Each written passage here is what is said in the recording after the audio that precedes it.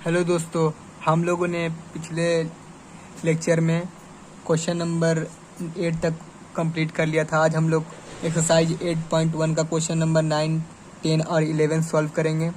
तो ये lecture number हमारा हो गया 4। तो आइए क्वेश्चन नंबर 9 सॉल्व करते हैं। In triangle A B C right angle at B if tan a equal to 1/√3 find the values of sin a into cos C plus cos A into sine C. हम लोग को tan a का value दिया हुआ है और हमको इससे tan a का हेल्प से sin a, cos a और sin c का वैल्यू फाइंड करके यहाँ पे पुट करेंगे उसका वैल्यू, और उसके बाद जो भी रिजल्ट आएगा वो हमारा आंसर होगा। तो हम लोगों ने लेक्चर नंबर 3, 2 और 1 में सीखा था कि किस तरह से एक ट्राइगोनोमेट्रिक रेशियो का वैल्यू दिया हुआ है तो उसके हेल्प से अदर ट्राइगोनोमेट्रिक रेशियो का वैल्यू किस तरह से निकालते हैं। तो पहले हम लोग एक ट्राइंगल ड्रॉ करेंगे। इसके लिए देखिए इस तरह से ट्राइंगल ड्रॉ किए और tan a का वैल्यू हम लोग को मालूम है परपेंडिकुलर बाई बेस होता है। इसका दिया हुआ है वैल्यू 1/√3, तो इसके अकॉर्डिंग हो जाएगा कोरस्पॉन्डिंग वैल्यू परपेंडिकुलर हो जाएगा 1। तो यहाँ पे ट्रायंगल परपेंडिकुलर हम tan a ले रहे हैं एंगल को, यहाँ पे इस वाला एंगल को, तो इसके अकॉर्डिंग परपेंडिकुलर ये हो जाएगा। तो ये हमारा 1 आ गया। अब बेस हमारा हो गया √3। अब हम लोग को यहाँ पे हाइपोटेनस फाइंड कर लेंगे, उसके बाद आगे का वैल्यू फाइंड करेंगे। तो यहाँ पे पाइथागोरस थ्योरम लगाएंगे, AC का स्क्वायर इक्वल टू AB का स्क्वायर प्लस BC का स्क्वायर, हाइपोटेनस का स्क्वायर इक्वल टू बेस का स्क्वायर और परपेंडिकुलर का स्क्वायर, जिसका वैल्यू दिया उसको पुट करेंगे और इस तरह से हमारा हाइपोटेनस आ गया AC √4 इक्वल टू 2, मतलब 2 आ गया मेरा हाइपोटेनस। अब यहाँ पे 2 वैल्यू पुट कर दिए। अब इसके हेल्प से हम लोग को वैल्यू देखिए साइन A का चाहिए, यहाँ पे फिर साइन C का वैल्यू चाहिए और फिर कॉस C का चाहिए, कॉस A का चाहिए। इसमें भी उसी तरह कॉस A है, कॉस C है, साइन A है और साइन C। तो आइए इसका वैल्यू फाइंड करते हैं, उसके बाद उस पर पुट करेंगे। तो साइन A इक्वल टू हो जाएगा परपेंडिकुलर बाई बेस। ये मैंने इंट्रोडक्शन क्लास में बताया था लेक्चर 1 में, आप लोग देख लीजिएगा प्लेलिस्ट में जा कर के। तो परपेंडिकुलर हो गया हमारा ये और हाइपोटेनस हो गया 2, तो 1/2 आ गया हमारा। अब कॉस ए का फाइंड करेंगे तो base by hypotenuse, cos A का होता है बेस बाय हाइपोटेनस। बेस हो गया √3, हाइपोटेनस हो गया 2, तो हो गया √3/2। अब साइन C का फाइंड करना है। अब देखिए एंगल यहाँ पे चेंज हो गया है, एंगल अब ये आ गया। अब इस एंगल से इसका परपेंडिकुलर कौन हो जाएगा, इसके सामने वाला साइड। अब बेस हो जाएगा जिस पे एंगल बना हुआ ये 1 और 2 हो जाएगा हाइपोटेनस, सबके लिए 2 ही रहेगा। तो साइन C तो परपेंडिकुलर बाई हाइपोटेनस, साइन का वैल्यू होता है परपेंडिकुलर बाई हाइपोटेनस, तो परपेंडिकुलर हो गया √3, हाइपोटेनस हो गया 2, तो आ गया इस बार √3/2 कॉस C। बेस ये हो गया 1 हाइपोटेनस 2, तो 1/2। इस तरह से हम लोग वैल्यू फाइंड किए। अब हम लोग को इस पे पुट करना है sine A cos C plus cos A sine C।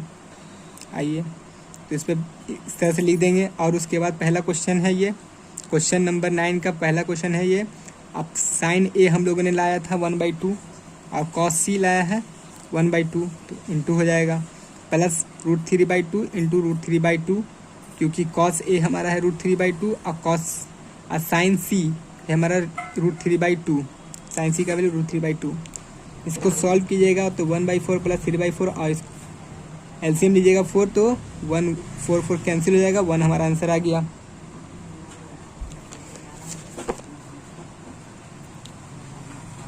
Question number 9 का 2 में दिया हुआ है cos A into cos C minus sine A into sine C।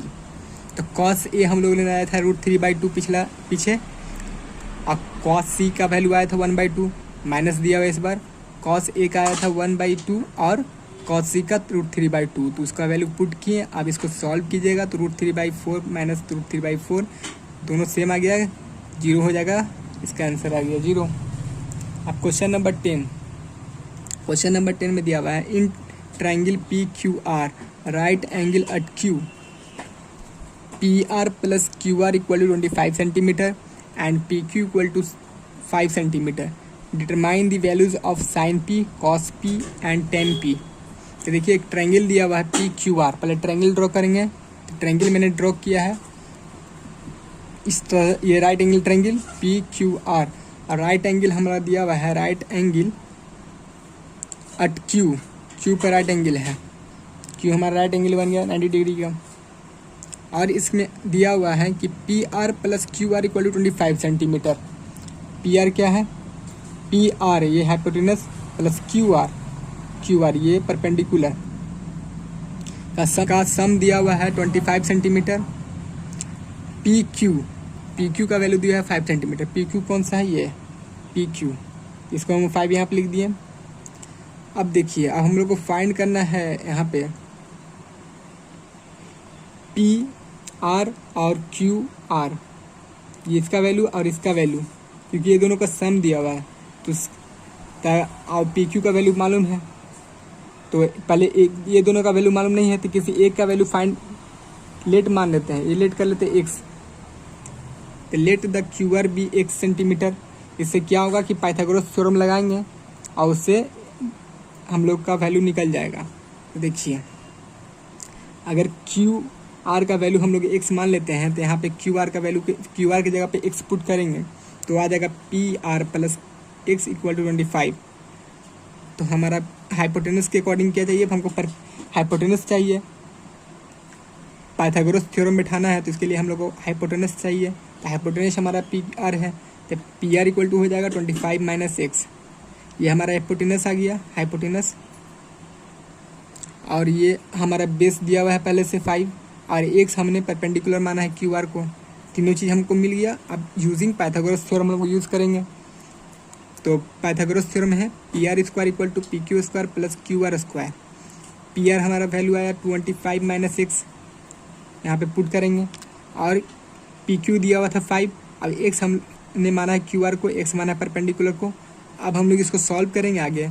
इसको यहाँ पे स्क्वायर ए का स्क्वायर प्लस बी का स्क्वायर माइनस 2ab, क्योंकि a माइनस बी का होल स्क्वायर है, इसके फार्मूला पे इसको सॉल्व करेंगे और आगे x का वैल्यू आ जाएगा। x यहाँ पे कैंसिल हो जाएगा, तो आ जाएगा हमारा 50x इक्वल टू 600। तो यहाँ पे कैंसिल करेंगे और ये 12 बार में कैंसिल हो जाएगा, तो x का वैल्यू आ गया हमारा 12। अब x का वैल्यू 12 आ गया, तो हम लोग यहाँ पे x का वैल्यू 12 पुट करके परपेंडिकुलर हाइपोटेनस निकाल लेंगे पी आर। तो यहाँ पे x का वैल्यू पुट करेंगे 25 माइनस एक्स, 25 माइनस 12 x का वैल्यू। अब पी आर आ गया हमारा 13। देखिए हमारा पी आर 13 आ गया ट्रायंगल का। ये पहले से दिया हुआ था 5 सेंटीमीटर। अब x का वैल्यू हमारा आया है 12। अब पूरा ट्रायंगल का वैल्यू आ गया। अब इसके हेल्प से हम लोग साइन पी, कॉस पी और टेन पी फाइंड करेंगे। देखिए साइन पी का वैल्यू होता है परपेंडिकुलर बाय हाइपोटेनस। उसी ट्रायंगल को मैंने यहाँ पे ड्रॉ कर दिया फ्रेश। तो परपेंडिकुलर कौन होगा, देखिए पी एंगल पी है, ये एंगल हमारा पी है, उसके अकॉर्डिंग परपेंडिकुलर उसका अपोजिट वाला साइड होगा। तो परपेंडिकुलर हो गया 12, हाइपोटेनस 13, तो 12/13 साइन पी का वैल्यू आ गया हमारा ये। कॉस पी का चाहिए, बेस बाय हाइपोटेनस फार्मूला होता है, बेस कौन सा है 5, हाइपोटेनस 13, तो 5/13। अब उसी तरह 10p चाहिए, परपेंडिकुलर बाय बेस इसका फार्मूला होता है। यहाँ पे परपेंडिकुलर कौन है ट्रायंगल में 12, अब बेस है 5, 12/5 आ गया 10p का वैल्यू हमारा।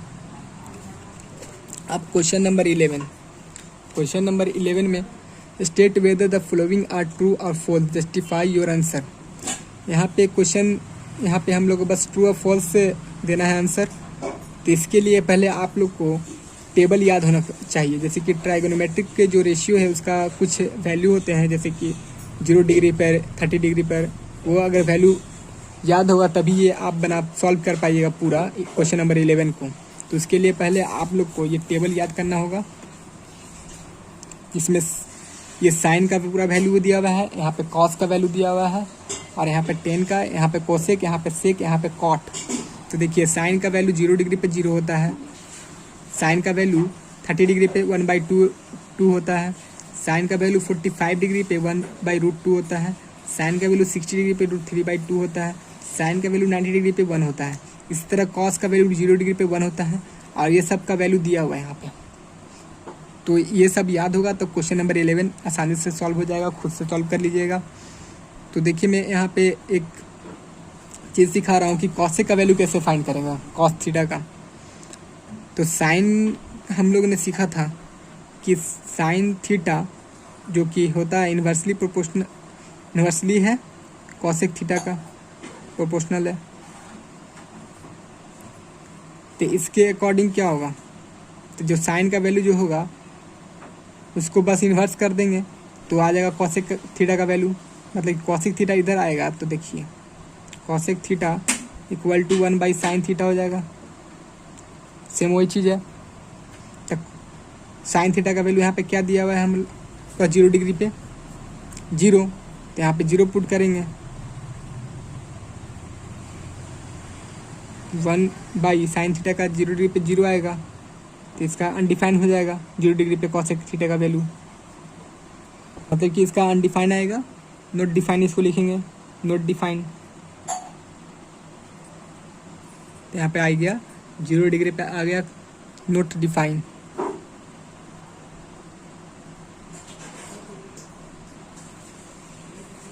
फिर उसी तरह इस साइन थीटा का वैल्यू दिया 30 डिग्री पे 1/2, तो इसका उल्टा हो जाएगा 1/2 का, तो 2 आ जाएगा यहाँ पे कॉस थीटा का 30 डिग्री पे।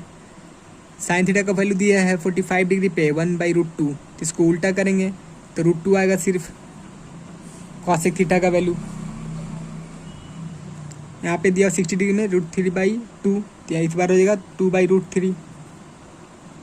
90 डिग्री दिया हुआ है 1, ये भी 1 ही रह जाएगा, क्योंकि यहाँ पे अगर 1 पुट करेंगे 1/1 तो 1 ही आएगा। यहाँ पे अगर 1 पुट करेंगे तो 1/1 का वैल्यू 1 ही आएगा।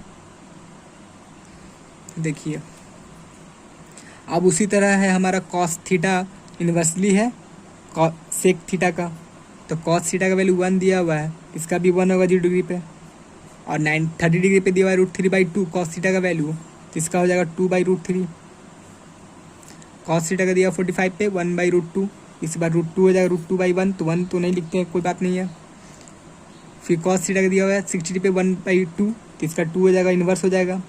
90 डिग्री पे दिया हुआ है 0, तो 0 यहाँ पे अगर पुट करेंगे सेक थीटा इक्वल टू हम लोग लिखेंगे 1/cos थीटा, कॉस थीटा का वैल्यू पुट करेंगे यहाँ पे 0, तो अनडिफाइंड ये भी हो जाएगा इस तरह जिससे अनडिफाइंड हुआ था साइन वाला कॉसेक वाला, तो यहाँ पे हो जाएगा अनडिफाइंड ये भी, मतलब कि नॉट डिफाइंड। कॉट थीटा ये 10 का इन्वर्सली होता है कॉट थीटा, यहाँ पे कॉट थीटा जो है ये 10 का इन्वर्सली होता है, 0 डिग्री है, ये भी 1/0 हो जाएगा, मतलब कि ये भी नॉट डिफाइन होगा यहाँ पे।